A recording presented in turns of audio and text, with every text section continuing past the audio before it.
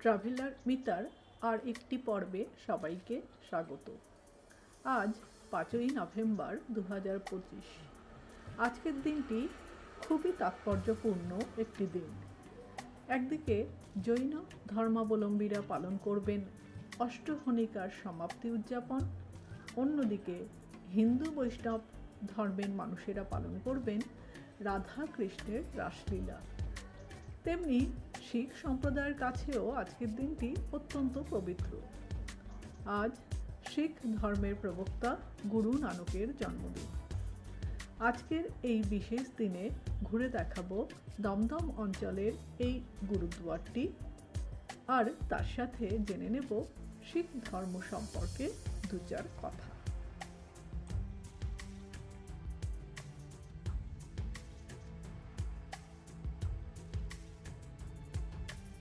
শিখ ধর্ম হল সবচেয়ে নবীন ধর্মগুলির মধ্যে একটি, যা 500 বছরেরও বেশি আগে প্রতিষ্ঠিত হয়েছিল। শিখ ধর্ম বিশ্বের 5ম বৃহত্তম ধর্মীয় গোষ্ঠী। শিখ ধর্মের প্রতিষ্ঠাতা ছিলেন গুরু নানক। পাঞ্জাবি ভাষায় শিখ শব্দের অর্থ শিষ্য। শিখরা হলেন ঈশ্বরের শিষ্য, যারা 10 জন শিখ গুরুদের লেখা এবং শিক্ষা অনুসরণ করে। শিখ ধর্ম ভক্তি, সর্বদা ঈশ্বরের স্মরণ, সত্যবাদী জীবনযাপন, সকল মানুষের মধ্যে সমতা, সামাজিক ন্যায় বিচারের বার্তা প্রচার করে। একই সাথে কুসংস্কার এবং অন্ধ আচার অনুষ্ঠানের তীব্র নিন্দা করে।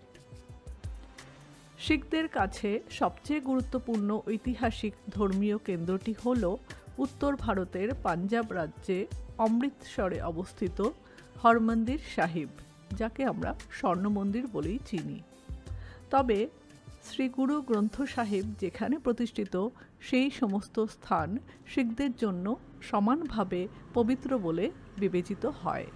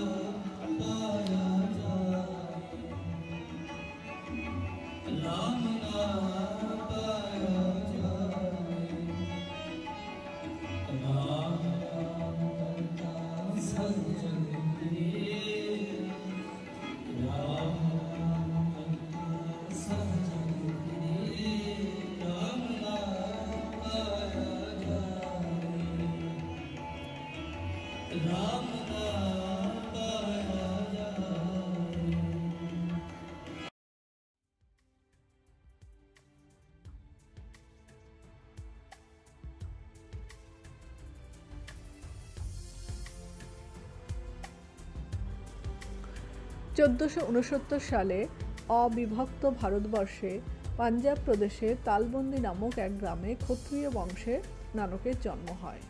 স্থানটি বর্তমানে পাকিস্তানের লাহোরের কাছে। ছোটবেলা থেকেই তিনি ধর্মের প্রতি আকৃষ্ট ও সাধু সন্তদের প্রতি শ্রদ্ধাশীল ছিলেন। পরবর্তী জীবনে তিনি বহু তীর্থ পরিভ্রমণ করেন, বিভিন্ন হিন্দু পণ্ডিত ও মৌলবীদের সান্নিধ্যে আসেন।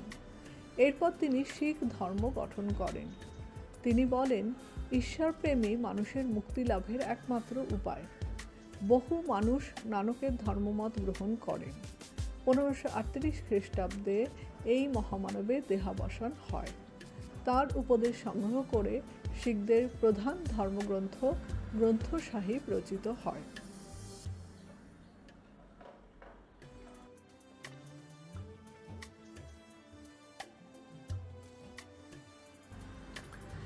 শিখদের মধ্যে 10 জন মহান গুরুর আবির্ভাব হয়, যাদের বাণী আজও শিখরা শ্রদ্ধার সাথে স্মরণ করেন।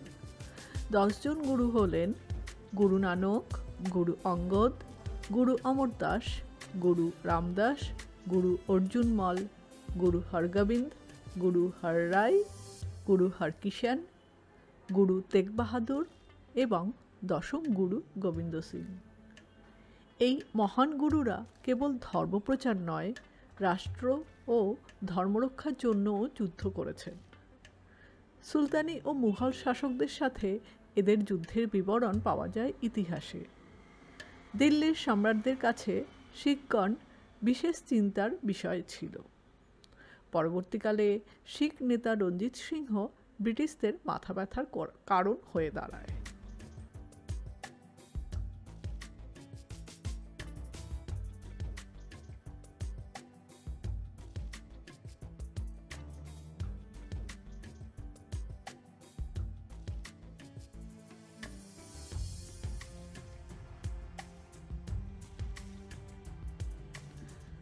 গুরু অঙ্গদ গুরুমুখী বর্ণমালার প্রচলন করেছিলেন। শিখ জাতির মধ্যে গুরু তেগ বাহাদুরকে আজও শ্রদ্ধার সাথে স্মরণ করা হয়। মুঘল সম্রাট ঔরঙ্গজেব তেগ বাহাদুরকে বন্দী করে একটা শর্ত দেন, হয় তুমি নিজ ধর্ম ছেড়ে আমাদের ধর্ম গ্রহণ করো, নচেত তোমার শিরচ্ছেদ করা হবে। গুরু তেগ বাহাদুর হাসতে হাসতে মৃত্যুবরণ করলেন, ধর্ম ছাড়লেন না। শিখ জাতি আজও গুরু নাম নিয়ে শ্রদ্ধার সাথে দেশের জন্য বীরত্বমূলক কাজ করে চলেছেন। পরাধীন ভারতে বিপ্লবের কেন্দ্রবিন্দু বাংলার পরেই ছিল পাঞ্জাব।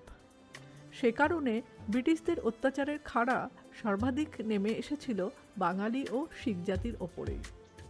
দেশভাগের ফলে বাঙালিদের মতো শিখরাও প্রভূত যাতনা ভোগ করেছে, সব ভূমি থেকে বিতাড়িত হয়েছে।